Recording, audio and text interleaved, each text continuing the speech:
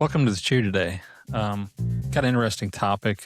Sometimes in our lives, we try to plan things out and we think, well, this is the way I would like for this to go. And we'll do that within our own carnal flesh and with our own minds, and we got an outcome that we're looking for. But what happens lots of times I've found is that if we do that and we don't seek God first, sometimes God will have to turn our plans upside down.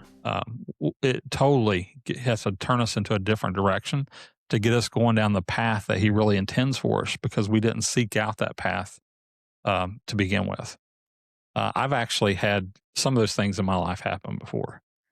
Um, I've sought the Lord the best I can and in every direction I can, but then got outcomes that I expect, and He's had to change things at work. He's had to put me in uncomfortable situations because for some reason it's not something I sought out to do, but I get stuck in leadership positions lots of times in my work at my job, and I was not the most outgoing person when I was younger. When I got into middle school, I actually had a friend, Brian Howitt. He was a little bit more outgoing than I was, and then he kind of rubbed off on me, and I started talking a lot more in class. And then I got to a point where the job I work at, I was a software developer. Um, I'm software developers hide in a cave lots of time. They're going off. They're writing their software. To go do this project. You're gone for 4 or 5 days. You come back out and you've got some kind of a program. So you're not really interacting a lot with people. But eventually, I got stuck into a role where I was a manager, and then I moved from being a manager to a director. And along the way with that, I got to be an influence over more and more people. So if I had just stayed in that role that I thought I was supposed to be in of just being a software developer, then I would just be hiding in my basement all the time, and I'd never be an influence to other people. So God had to put me in uncomfortable situations Yeah, in order to get to that point. sure. Have you experienced that in your life, Chuck? Oh, yeah. So, I thought I knew what I wanted to do when I grew up. Now, it took me a while. I went back to college at late. I saw through some experiences in our life that it's not my story to tell. I saw this is a cool job, and this is what I wanted to be. I wanted to do X-rays. I wanted to, thought that was cool. It's kind of like a superhero, like X-ray vision, cool. So I did it, and I went to didn't pray about it. It was more just, I want to do this. This is cool. I feel this is neat. So I applied. I went through school. I went to an expensive school, more expensive school than I should have. And something happened at that school, and some experience happened with that they didn't care much for me at that school. They made it abundantly clear that the teacher. I mean, I wasn't that I was a bad student. It's just she's like, I don't think you're a good fit for this. I really don't want you here. And she pretty much came out and said that in every legal way that I couldn't get anybody in trouble to listen to me, but made my life way harder than harder topics, harder than anything. So that was first. And then I was working as a student, and all of a sudden they decided to build a new hospital. My director of our department went to that new hospital. They brought in some guy, and he drew a line on a piece of paper, and my name just happened to be underneath that line. So I was fired. Literally gave me 2 weeks without a severance package because I was a student, because I wasn't graduated yet. So all that happened, and I was distraught. I lived 60 miles away, called my wife. I was trying to put food on the table for my wife, trying to be a breadwinner, going to late. I had like $50,000 in debt from going to school with nothing to show for it, really, unless I pivoted. And that's when I prayed.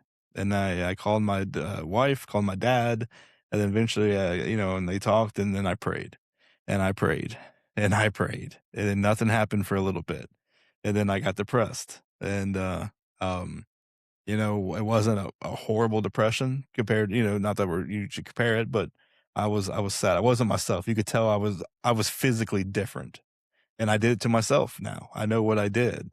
If I would have just prayed and sought out God and had Him steer my life, I fully, looking back now as I can put the pieces, know that I went through that when I didn't have to. I mean, the Lord had to teach me It was almost a Jonah moment in a way. It's like, all right, you want to do this? Here you go. And eventually he's like, you ain't gonna come back to me. You know, you're not gonna do what I want you to do. I'm gonna swallow you up and I'm gonna spit you out and you're gonna lose almost everything. And I finally figured out what I wanted to do by praying. And just happened the job I have now is respiratory therapist. Met one at the hospital. It was the sister of one of the X-ray therapists or X-ray techs that I used to work with, and she came down to do something. I was like, "Wow, that's really interesting." Fell in love with it. Like a joy, a light in me lit up. Like I nerded out over the math and the lung stuff, and even the gunk that you cough up doesn't gross me out. You know, just like this Mhm. is cool. This is for me. And she said that's a big step right there. And so once I prayed and God showed me that, I literally called a school that was a fraction of the cost of what I was paying at the big university here in town. And they said, "Oh, we started 2 weeks ago, but we had 2 snowstorms. So technically, all we had was the syllabus class for 15 minutes is all I met anybody, and it was early dismissal because of the snow. If you can go and give me your transcripts, we'll put you right in the class." And that was the Lord right there. I mean, the Lord made it snow for 2 weeks on the days of that class, and I believe the Lord did that for me, and because it's, like, never happened before. She's like, "We never really had to postpone," and then I slid right into this class, and then 2 years later, I graduated, and I've been the happiest I've ever been with a job. As happy as you can be with work, I'm happy with work, and then the Lord gave me a fantastic job because was even looking for this job, and the Lord put me where He wants me to be. I was in literally IKEA, one of my favorite stores, and a phone call rang of a girl I knew and said, "Hey, this place looking for a job." I never applied. I never asked God to switch my jobs. I wasn't really happy at the job I was in because they had a management change, and you know how that goes. Mhm. And all because and I'm doing this in my mid 30s now. If I would have followed the Lord, I'd already been at my job for 20 years instead of wasting 8 years chasing my own tail, doing my own thing without seeking the Lord first. Yeah. So it was a valuable, expensive lesson, but one I've never, down to, bought a house, prayed, fasted, prayed, prayed to almost, what pair of hey do's I want to wear. I almost might say a prayer for that. You know what I mean? It's just to the point Yeah. where I pray about everything now. That was a Mhm. joke. I mean, obviously he's gonna go with the black ones, but Yeah. but yeah, I just pray. I just learned, and like I said, it's one of those things that no matter how long you've been with God, sometimes Yeah. you forget to do the little things Yeah. in the which is not a little thing. It's a big thing to pray to God and ask In His the smallest guidance. things. Yeah. Sometimes I don't want to bother Him. I know He's a big God, but in my head, I think, oh, He has more important things to worry about. What job I'm going to take? But no, He don't. He wants me that. Cares. He wants me that. He cares. Yeah. He's a father. Yeah. That's the one thing I think. I put God, and that's me personally, and I'm learning this slowly, and He's reminded me often. I put Him as God, but He's God, my Father. Yeah.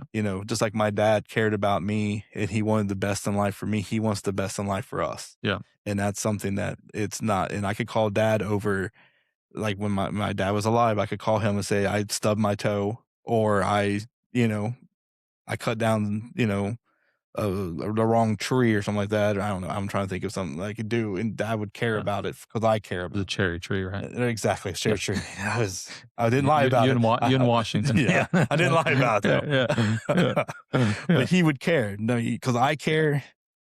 He could care less, but dad will care because I cared. Right. The Lord will care because I care, and He cares about us because He is our Father. He's Yeah. not just the Almighty God, the Alpha and the Omega, the beginning and the end. He is all that, but He also caring and loving, and that's something I've had to learn Yeah. too. Which I didn't mean to talk about that, but I guess that's There's a verse that comes to my mind that talks about He delights in our ways. yes. Oh yeah. He delights. Yes. And I mean, He created us so He could watch us. Think about that a little bit. Yeah. I mean, what other Oh, yeah. reason did He creates us? He delights when we're walking in His ways.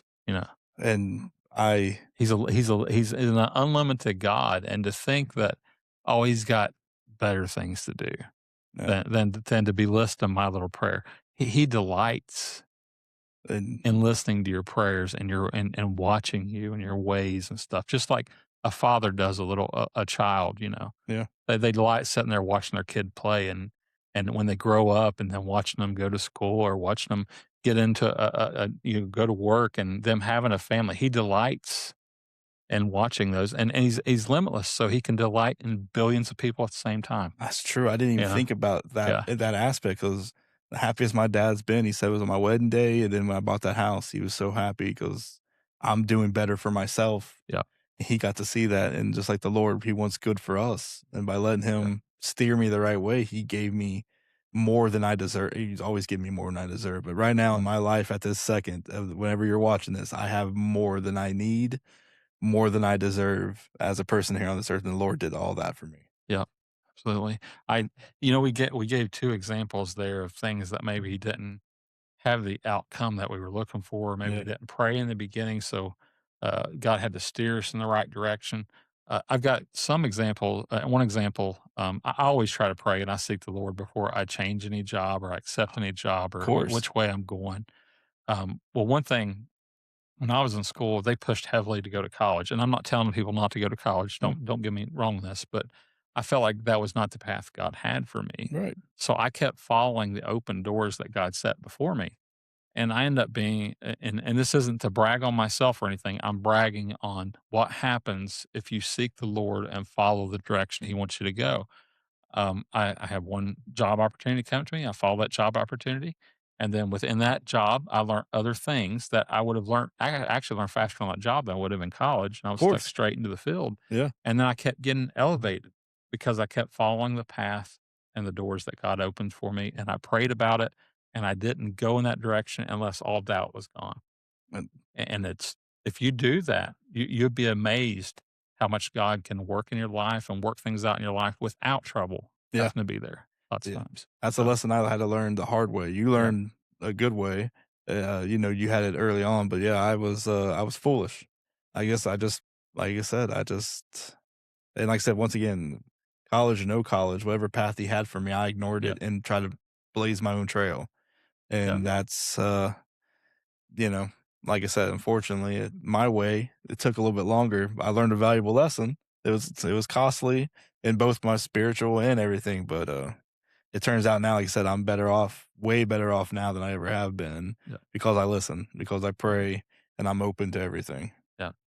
So be open to the ways of God. And if you don't get the answer you're expecting from God, follow God's ways anyways. Because if you go into a prayer expecting a certain outcome, then you're not praying right. You Oh, should be praying for what he's wanting you to do, and it exactly. may not be what you want to do. Yeah, that's something else. Yeah, exactly. Yeah, Yeah, don't pray for what I want. Yeah, pray for what He's going to give me that I need. right. Great topic, Chuck.